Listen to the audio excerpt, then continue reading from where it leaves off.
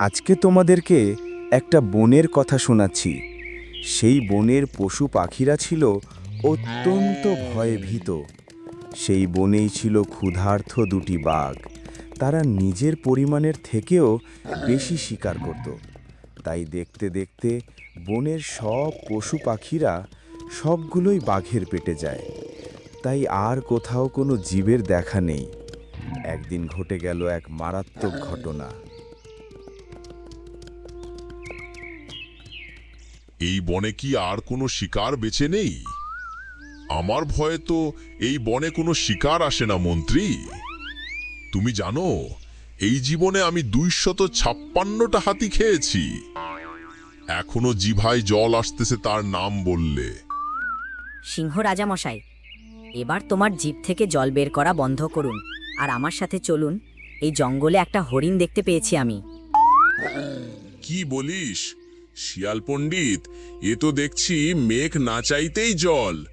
এবার তো দেখছি সত্যি সত্যি আমাকে খিদে লেগে গেল রে। বেশি দেরি করলে হবে না, চল, না হলে সে চলে যাবে। ঠিক বলেছেন মহারাজ, শিগগিরই চলুন, না হলে শিকার হাতছাড়া হয়ে যাবে। কিন্তু মহারাজ, আপনাকে একটা কথা দিতে হবে আমাকে। হরিণকে মেরে তার কলিজিয়াটা কিন্তু আমাকে খেতে দিতে হবে। বাদবাকি আপনি সম্পূর্ণ নিয়ে নিবেন। কি মহারাজ, মনে থাকবে তো আমার কথাটা? হরিণ পেয়ে আবার আমাকে ভুলে যেও না। 10টা না 5টা না, একটাই তো আপনার মন্ত্রী আমি। ঠিক আছে শিয়াল পণ্ডিত, চিন্তা করিস না, কলজাটা তুই খাস। এবার যাচ্ছে সিংহ হরিণের শিকার করতে, আর তার সাথে আছে দুষ্টু শিয়াল পণ্ডিত। তার যেমন কথা সে তেমনি সে আনা। শিয়াল পণ্ডিত এদিক ওদিক দেখার পর হরিণকে এসে দেখতে পায় সে সেখানে ঘাস খাচ্ছে। সামনে দেখুন মহারাজ, হরিণটা ঘাস খাচ্ছে। ঘাস খেয়ে হরিণটা অনেকটা বড় হয়েছে। মোটামুটি আপনার পেট ভরে যাবে। মহারাজ, শিগগিরই তাকে শিকার করুন। ঠিক বলেছ শিয়াল পণ্ডিত, সত্যি হরিণটা অনেক বড়। তাড়াতাড়ি তাকে শিকার করতে হবে, না মোটামুটি ভালোই পেটটা ভরবে আমার। হরিণ সেখানে মনের সুখে ঘাস খাচ্ছে। তার সাথে কি হতে চলেছে সে জানে না, সে তো ঘাস খেতেই ব্যস্ত। মনটা আমার কিন্তু কিন্তু করছে কেন আজকে? মনে হয় বড় কিছু ঘটবে আমার সাথে। গিন্নির কথা বড্ড মনে পড়ছে। ঘাস খেতে খেতে আমি বনের অনেকটা গভীরে চলে এসেছি। না, দেরি করলে হবে না, বাড়ির দিকে রওনা দিতে হবে। বাঘের গর্জন শুনতে পেয়ে হরিণ আর এই জায়গায় থাকলো না। সে এখান থেকে দৌড় দিল। সে তার কাছ থেকে অনেক ছোটাছুটি করল, কিন্তু তবু তার রক্ষা হলো না। সে শিকার হয়ে গেল সিংহর হাতে। সিংহ মহারাজ, শেষমেশ তাহলে হরিণকে শিকার আমরা করেই নিলাম। তাকে মজা করে গুহায় নিয়ে গিয়ে খাবো। সিংহ মহারাজ, আপনার গিন্নি হরিণকে দেখে অনেক খুশি হবে। ঠিক বলেছিস শিয়াল পণ্ডিত, গিন্নি আমার হরিণের মাংস ভীষণ ভালোবাসে। চল তাড়াতাড়ি গুহার দিকে, গিন্নি বসে আছে খাওয়ার জন্য। গুহায় নিয়ে গিয়ে হরিণকে সিংহ আর তার গিন্নি খুব মজা করে খাচ্ছে। কি হে শিয়াল পণ্ডিত, তোমার কি খিদে লাগেনি? তুমি যে খাচ্ছ না, কি ব্যাপার শিয়াল পণ্ডিত? হরিণের মাংস তোমাকে ভালো লাগে না নাকি? না গো রাজামশাই, হরিণের মাংস আমাকে এতটা ভালো লাগে না। তার কলজিয়াটা দিলেই হবে। আপনি আগে পেট ভরে খান, তারপরে বাঁচলে না হয় আমি খাবো। হ্যাঁ, ঠিক বলেছিস। শিয়াল হরিণের মাংস আমাকেও ডেলি ডেলি খাতে আর ভালো লাগে না। তো রাজামশাই, কি বলছি, একটা আস্ত হাতি নিয়ে আসো। হরিণের মাংস দিয়ে কি আমাদের পেট শান্তি হয়? হাতি হলে বটে ভালো হতো। খাওয়ার ইচ্ছেটাই মরে গেল। হাতি না হলে আমি আজকে কিচ্ছু খাবো না, এই বলে দিলাম রাজামশাই। রাজামশাই, আপনার গিন্নি তো রাগ করে চলে গেল। এবার এই হরিণটাকে আপনি কি একা একা খাবেন? আপনার গিন্নি তো বলল তাকে একটা আস্ত হাতি না এনে দিলে সে আজকে কিছুই খাবে না। রাজামশাই, তবে কি না খেয়ে আপনার গিন্নি এভাবেই উপাস করে থাকবে? এটাই তো চিন্তা রে। গিন্নি তো রাগ করে চলে গেল, কিন্তু ভাই আমি এখন হাতি কোথায় পাই? যা হাতি ছিল এই বনে সবই তো চলে গেল আমার পেটে। দেখি উত্তর দিকে আজকে গিয়ে না হয় দেখি, যদি কোনো হাতি এদিকে জল খেতে আসে তবে বেটা আমার পেটে গেছে। যাই, সময় নষ্ট করে লাভ নেই। সিংহ রাজামশাই আর তার গিন্নির রাগ দেখে শিয়াল তো বেজায় খুশি। এবার পেয়েছে আস্ত হরিণকে সে মজা করে খাবে। হুক্কা হুয়া, এ তো দেখছি মেঘ না চাইতে জল। রাজামশাই, আপনি না হয় হাতিকে খুঁজতে যান, আর আমি এদিকে হরিণটাকে সাবার করে দিই। হুক্কা হুয়া, দারুণ মজা করে খাবো। শিয়াল পণ্ডিত বুদ্ধি করে সিংহ আর তার গিন্নির ঝগড়া লাগিয়ে দিল। তবে শিয়ালের অনেক লাভ হলো। এবার সে হরিণকে খেতে পারবে। আর সিংহ মহারাজ এদিকে একাই হাতির খোঁজে গেল। অনেক তো ঘোরাঘুরি করলাম, কিন্তু একটা হাতির যে দেখা পেলাম না। আজকে গিন্নির মনটা যে কি করে ঠিক করব বুঝতেই পারছি না। অনেক তৃষা লেগেছে, একটু নদীর ধারে গিয়ে জল খেয়ে নি। বনের সিংহ অনেক চিন্তায় পড়ে গেল যে আজকে সে কেমন করে তার গিন্নির মনটা ভালো করবে। বনে অনেক ঘোরাঘুরি তো সে করল, কিন্তু সে যে একটাও হাতি দেখতে পেল না। তারপরেই হঠাৎ করেই বনের সিংহ দেখতে পেল একটা হাতিও সেখানে জল খাচ্ছে। তার তো চোখ একদম কপালে উঠে গেল। এ কি দেখছি আমি? এ তো দেখছি আমার ধারণার থেকেও বড় হাতি। দেখতে যখন পেয়েছি, দেরি করে আর লাভ নেই, তাকে শিকার করে নি। বনের হাতি এসব একটুও জানতে পারেনি সে মনের সুখে সেই নদীতে জল পান করছিল। আজকে কেন যে এত ছেলেটার কথা মনে পড়তেছে, মনটা আজকে বড় কু ডাকছে। ঘাস খেতে খেতে সেই কত সকালে বের হয়েছি, দেখতে দেখতে বেলাটা অনেক হয়ে গেল। যাই, বাড়ির দিকে যাই, ছেলেটা দুধ খাওয়ার জন্য মনে হয় কান্না করছে। তখন বনের হাতি বাড়ির দিকে রওনা দিচ্ছিল। তখনই সে শুনতে পেল সিংহর গর্জন, কিন্তু কিছু করার নেই। হাতি যে বড় অসহায়, তাকে শিকার করা খুবই সহজ। তাই হরিণের মতো সেও বাঘের শিকার হয়ে গেল। তারপরেই বনের বাঘ হাতিকে গুহার দিকে নিয়ে গিয়ে সপরিবার মিলে খাচ্ছে। সে একটুও ভাবল না হাতির পরিবারের কথা। কি মজা, এত বড় হাতি! বাবা, তুমি মেরেছো? কি মজা, আমিও খাবো।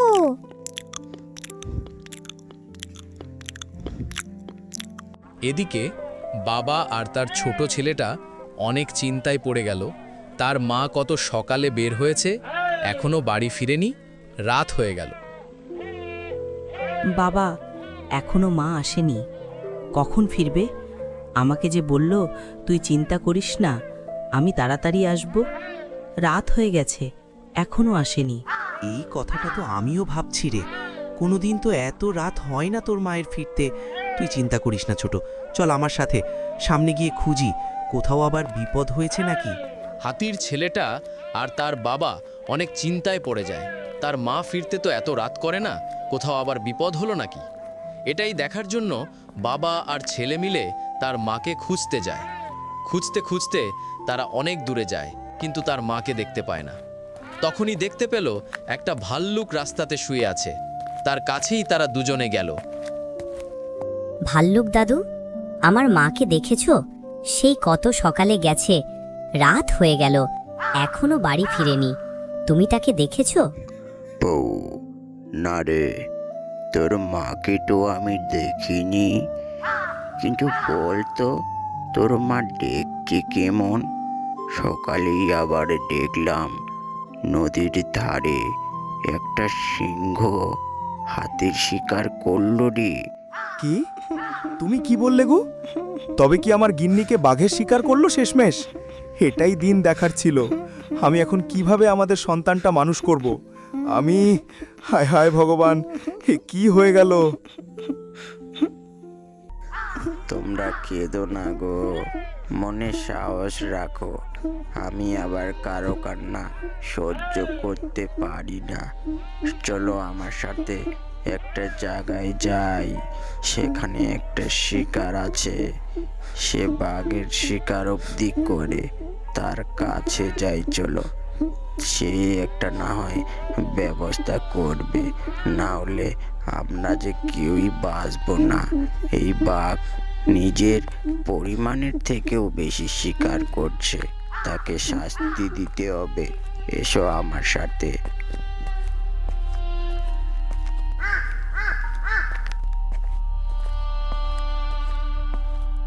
শিকারী তখন বাইরে বসেছিল।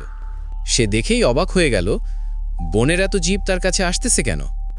সে তাদেরকে জোর গলায় বলল, কিরে, সবাই মিলে আমার কাছে এসেছিস কেন? জানের কি ভয় নেই তোদের? ভয় পেও না শিকারী দাদা, আপনার কোনো ক্ষতি করার জন্য আমি আসিনি। আমি এসেছি এদেরকে নিয়ে। এদের মাকে একটা বাঘ খেয়ে নিয়েছে।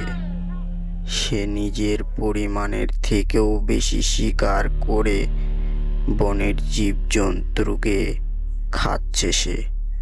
আমরা কিছুই করতে পারছি না তার। আপনি একটা ব্যবস্থা করুন শিকারী দাদা। ঠিক আছে, তোমরা নির্ভয়ে বাড়ি যেতে পারো। কাল সকাল হলেই বনের উত্তরে চলে আসবে। আমি ঠিক কাল তার একটা ব্যবস্থা নিব। সে নিজের পরিমাণের থেকেও বেশি শিকার করে অনেক জীবদেরকে বাবা মা ছাড়া করতেছে। তাকে আমি ঠিক শাস্তি দিব। তোমরা বাড়ি এবার যাও, কাল চলে এসো। কালকে সকালবেলা শিকারী বাঘের জন্য ফাঁদ পেতে রাখে আর অপেক্ষা করতে লাগে যে বাঘ তার ফাঁদে কখন ধরা দেবে। তখনই দেখতে পায় শিকারী বাঘ এদিক দিয়েই যাচ্ছিল। তখনই বাঘ শিকারীর ফাঁদে ফেঁসে যায়। তখনই শিকারী দৌড়ে দেখতে আসে, দেখতে পায় সে বাঘকে ধরতে পেরেছে। তখনই বাঘ কাঁদতে কাঁদতে বলতে লাগলো, আমাকে ছেড়ে দিন শিকারী ভাই, আমাকে মেরো না। আমার যে ছোট্ট একটা বাচ্চা আছে, সে যে বাপ হারা হয়ে যাবে। আমাকে মারবেন না, আমি নিজের ভুল বুঝতে পেরেছি, আমাকে ছেড়ে দাও। বাঘ অনেক কাজ ছিল তার সন্তানের জন্য, কিন্তু তখনই শিকারী বলতে লাগলো, দেখ তুই এদের দুজনকে তুই ভালো করে দেখ। কাল সকালে যেটা হাতিকে তুই শিকার করেছিস, সেটা এই বাচ্চাটার মা। তুই বলতে পারিস এই বাচ্চাটা এখন কিভাবে বেঁচে থাকবে তার মাকে ছাড়া? তুই কত এমন সন্তানকে মা বাপ ছাড়া করেছিস, তুই বলতে পারবি? আমি নিজের ভুল বুঝতে পেরেছি শিকারী ভাই, আমাকে মেরো না। আমাকে এবার শেষ সুযোগ দাও। আমি বাকি জীবনটা ঘাস পাতা খেয়ে কাটিয়ে দেব, তবুও কোনো শিকার করব না। আমাকে ছেড়ে দিন, আমার একটা ছোট্ট ছেলে আছে, আমাকে মারবেন না। আমি এত বড় পাপ করতে পারবো না। আমার মনটা তোর মতো পাষাণ না। আমাকে যেটা শাস্তি দিলি তুই, আর যেটা আমার সন্তানকে শাস্তি দিলি, সেটা আমি তোকে বা তোর সন্তানকে দিতে চাই না। তাই জন্যে তোকে একটা সুযোগ দিচ্ছি আমি। তুই তোর পরিবার নিয়ে সুখে থাক। শিকার ভাই, তুমি তাকে ছেড়ে দাও। তুই তার মাকে মেরেছিস, তারপরও হাতি তোকে ছাড়ার জন্য আমার কাছে বিনতি করছে। আমি তোকে এত কষ্ট করে ধরলাম, কিন্তু হাতির কথায় আমি তোকে ছেড়ে দিচ্ছি।